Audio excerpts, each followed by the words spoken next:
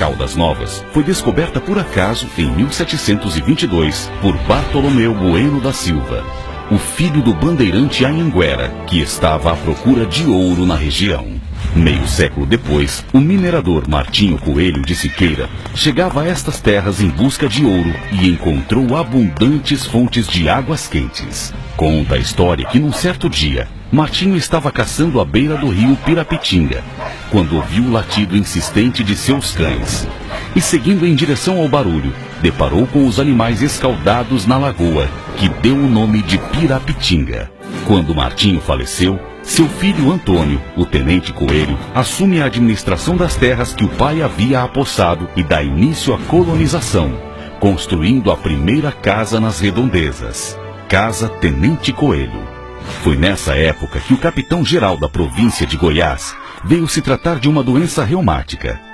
Curado, ordenou espalhar a notícia que atraiu o botânico e escritor Auguste de Saint-Hilaire. Maravilhado com o poder de cura das águas, o francês escreve no seu diário de viagens um capítulo denominado As Fabulosas Águas Quentes de Caldas Novas, que se transformou em um livro 100 anos mais tarde, atraindo a curiosidade internacional. Luiz Gonzaga de Menezes, de passagem pelas redondezas, se encanta por Rita Parreira, com quem logo se casa. Aliado a Domingos José Ribeiro, dono das terras que eram do Tenente Coelho, teve a ideia de tirar os ex-escravos e pessoas humildes da miséria em que viviam e assim encabeçou a construção do vilarejo próximo ao local onde foi erguida também a igreja de Nossa Senhora do Desterro, padroeira da cidade, mais tarde substituída por Nossa Senhora das Dores. Em 1870, surge a primeira escola, tendo como professor Limírio Ribeiro Quinta. Famílias de diversos locais vinham se estabelecer na região.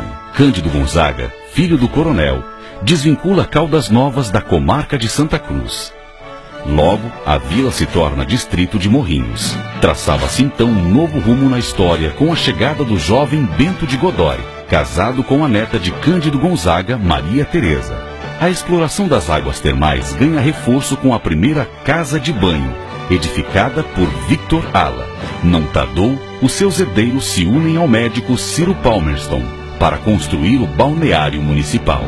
Em 1911, Caldas Novas é emancipada. Instala-se a Intendência e o Conselho Municipal Provisório, sendo Bento de Godói nomeado presidente. Em 21 de outubro, são todos empossados conforme o registro no livro de atas. Logo vieram as eleições. Bento é mantido no cargo e dá início ao plano de modernização urbana com a ajuda do irmão Juca de Godói. Em sua administração é instalado o primeiro telefone, a primeira tipografia, trazida a primeira máquina de costura, o primeiro gramofone, o primeiro automóvel, construído o primeiro cinema e criada a banda de música, tendo o mestre Orlando como um dos componentes.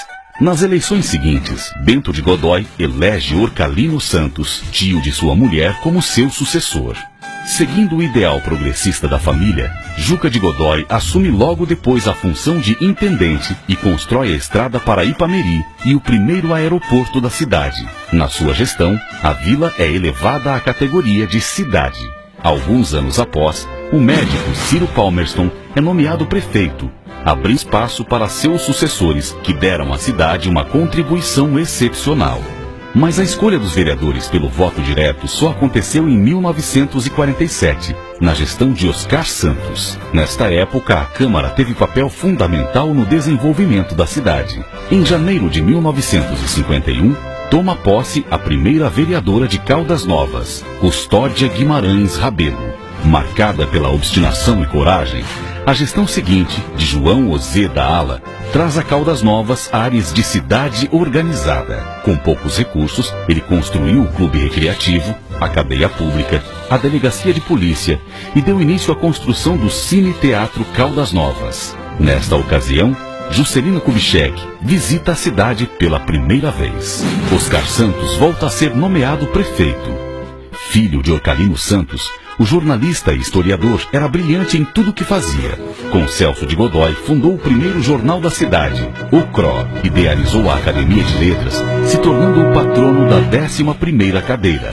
Foi chefe de departamento e secretário municipal de turismo. fundador da loja maçônica Segredo e União e do Rotary Club Caldas Novas, tinha uma visão excepcional sobre o potencial turístico de Caldas Novas, sendo um de seus maiores incentivadores. No começo dos anos 60, Caldas Novas entra num acelerado ritmo de crescimento e expansão turística com a construção da estância Termas Pousada do Rio Quente.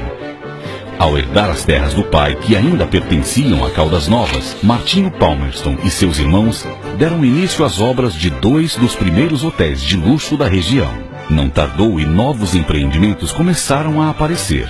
O progresso passa a exigir mais da Câmara Municipal, que aprova projetos de extensão da rede de telefonia, instalação da antena de TV, asfalto no centro da cidade, obras de infraestrutura e extensão da energia elétrica. Por seu desempenho, Martinho Palmerston é nomeado prefeito, substituindo Augusto Gonzaga de Menezes, que tinha grande prestígio junto ao governo estadual e federal.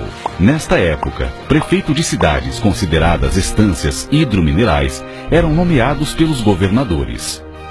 Mas em 84, o então presidente da Câmara, Mauro Henrique de Souza Lemos, assume o executivo no lugar de José Araújo e promove a primeira eleição direta para prefeito em Caldas Novas. Toda a cidade se mobiliza em torno das eleições.